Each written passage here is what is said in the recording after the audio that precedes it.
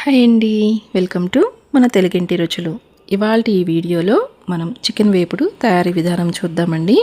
ఈ చికెన్ వేపుడులో అప్పటికప్పుడు ఈ మసాలా పొడి వేసి చేయండి, గుమగుమలాడుతూ ఎంత రుచిగా ఉంటుందో మీరే అంటారు. అలాగే ఈ చికెన్ వేపుడు ముఖ్యంగా టమాటో రసం కాంబినేషన్ తోటి అయితే అద్దరిపోతుందండి. చూడండి, నేను ఇక్కడ టమాటో రసం తోటి ఈ చికెన్ వేపుడుని అయితే ట్రై చేశాను. సూపర్గా ఉందండి. అలాగే వైట్ రైస్లో కలుపుకొని తినడానికి కూడా చాలా అంటే చాలా బాగుంటుంది. ఇంకా పప్పు ఇలాగ చారులో కూడా బాగుంటుంది. మీరు కూడా ఒకసారి నేను చూపిస్తున్న ఈ ప్రాసెస్లో చికెన్ వేపుడిని ట్రై చేయండి. అయితే వీడియోని ఎక్కడ స్కిప్ చేయకుండా లాస్ట్ వరకు కూడా చూడండి. ఈ వీడియో మీకు నచ్చితే కనుక ఒక లైక్ ఇవ్వండి. ఛానల్ మీరు కొత్తగా చూస్తున్నట్లయితే ఒకసారి వీడియోస్ చూడండి. నా వీడియోస్ మీకు నచ్చితే తప్పకుండా ఛానల్ని అయితే సబ్స్క్రైబ్ చేసుకోవడం మాత్రం మర్చిపోవద్దు. ఇక ప్రాసెస్ ఏంటో చూపిస్తాను. ఫస్ట్ దీనికోసం అయితే నేను ఇక్కడ ఒక 3/4 kg వరకు అయితే చికెన్ తీసుకున్నానండి. నీట్గా ఒక 2-3 సార్లు ఆ నీచు వాసన అంతా పోయేంత వరకు బాగా క్లీన్ చేసుకొని కొంచెం పసుపు వేసాను, 1/2 టీ స్పూన్, 1 టీ స్పూన్ వరకు సాల్ట్, 1 టీ స్పూన్ పెరుగు వేసి బాగా కలిపేసి ఒక్క 2 గంటల పాటు అయితే మ్యారినేట్ చేసుకొని పక్కన పెట్టేయండి. నెక్స్ట్ స్టవ్ మీద కడాయి పెట్టుకోండి. అందులోకి ఒక 3 గరిటెల వరకు ఆయిల్ వేసుకోండి. ఆయిల్ వేడిన తర్వాత 1 కప్పు నిండుగా సన్నగా కట్ చేసుకున్న ఉల్లిపాయ ముక్కలు వేసుకోవాలి.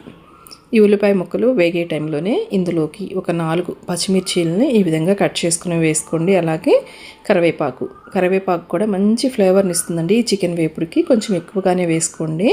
ఇక్కడైతే నేను ఒక 3 రెమ్మల వరకు కరివేపాకు వేస్తున్నాను.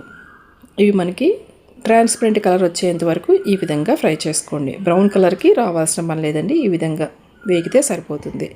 ఇప్పుడు ఇందులోకి ఫ్రెష్గా నూరి పెట్టుకున్న అల్లం వెల్లుల్లి పేస్ట్ 1 టీ స్పూన్ నిండుగా అయితే వేసుకోండి. ఈ అల్లం వెల్లుల్లి పేస్ట్ కూడా పచ్చి వాసన అంతా పోయి మనకి మంచి స్మెల్ వచ్చేంత వరకు ఒక 6-7 నిమిషాల పాటు అయినా బాగా ఫ్రై చేసుకోండి. సిమ్లో పెట్టుకోవాలి, మాడిపోకుండా చక్కగా ఆ నూనెలో బాగా మగ్గేంత వరకు అయితే చక్కగా వేయించేసుకోండి. ఇప్పుడు ఇందులోకి మనము మ్యారినేట్ చేసి పెట్టుకున్న చికెన్ మొత్తాన్ని కూడా వేసేసుకోవాలి. ఇలా చికెన్ వేసుకున్న తర్వాత ఫ్లేమ్ని హై ఫ్లేమ్లోనే పెట్టండి. ఫస్ట్ అయితే ఇలాగ హై ఫ్లేమ్లో పెట్టేసుకొని ఒక 10 నిమిషాల పాటు దగ్గరుండి ఈ విధంగా కలుపుకుంటూ ఉండాలండి. ఇలా ఒక 10 నిమిషాల పాటు బాగా మనము కలుపుకున్న తర్వాత ఇప్పుడు ఈ కడాయికి మూత పెట్టేసేయండి. మూత పెట్టేసి ఫ్లేమ్ని కూడా హై ఫ్లేమ్లోనే పెట్టేసి ఒక 5 నిమిషాల పాటు ఉడికించుకోవాలి. మధ్య మధ్యలో మూత తీసి కలుపుకుంటూ ఉండండి. మనకి ఈ చికెన్లో నుంచి నీరు అనేది రిలీజ్ అవుతుందండి, వాటర్ రిలీజ్ అవుతుంది. అప్పటి వరకు ఈ విధంగా మూత పెట్టేసి ఉడికించుకోండి. ఇందులో మనము ప్రత్యేకంగా మరలా నీళ్లు వేయమండి. ఆ చికెన్లో వచ్చిన వాటర్ రిలీజ్ అవుతుంది కదా, చికెన్లో నుంచి వాటర్ అనేది, ఆ వాటర్తోనే చికెన్ మొత్తం కూడా మనం ఉడికించుకోవాల్సి ఉంటుంది. చూడండి, ఈ విధంగా మనకి చికెన్లో నుంచి వాటర్ రిలీజ్ అయింది కదా. ఇప్పుడు మూత పెట్టొద్దు, మూత పెట్టకుండా ఈ విధంగా ఓపెన్గానే ఉడికించేసుకోండి. ఫ్లేమ్ని అయితే మీడియం ఫ్లేమ్లో పెట్టేసుకొని చికెన్ బాగా సాఫ్ట్గా ఉడికేంత వరకు ఈ నీళ్ళతోని కలుపుకుంటూ మధ్య మధ్యలో చక్కగా ఉడికించేసుకోవాలి.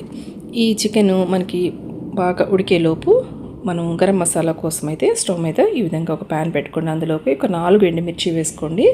దాల్చిన చెక్క ఈ విధంగా ఇలా చిన్న చిన్నగా పీసెస్గా కట్ చేసుకోండి. అలాగే ఒక 6 యాలకులు వేసాను. ఒక 8 వరకు అయితే లవంగాలు వేస్తున్నాను. నెక్స్ట్ ధనియాలు చూడండి, ఈ స్పూన్ తోటి ఒక 2 టీ స్పూన్ల నిండుగా ధనియాలు వేసాను. అలాగే 1 టీ స్పూన్ వరకు అయితే జీలకర్ర వేసుకోండి. నెక్స్ట్ మిరియాలు చూడండి, ఒక 10 వరకు ఉంటాయండి మిరియాలు. అలాగే 1/2 టీ స్పూన్ వరకు అయితే సోంపు వేసుకోండి. ఇవి వేసుకొని వీటిని సిమ్లో పెట్టుకొని ఒక 4-5 నిమిషాల పాటు డ్రై రోస్ట్ చేసుకోవాలండి. ఇవి ఒక 4-5 మినిట్స్ వేగితే మనకి మంచి స్మెల్ వస్తుందండి, వేగినట్లుగా.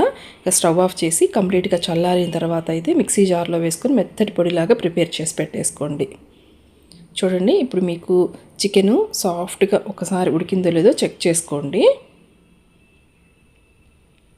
చూడండి, మనకి రిలీజ్ అయిన వాటర్ అంతా కూడా చక్కగా ఉడికిపోయి ఎవాపరేట్ అయిపోయినాయి కదా. ఇప్పుడు ఇందులోకి కారం పొడి వేసుకోండి. మీరు తినే స్పైసీనెస్ని బట్టి అయితే కారం పొడి వేసుకోండి. నేనైతే ఒక 2 టీ స్పూన్స్ వరకు కారం వేస్తున్నాను.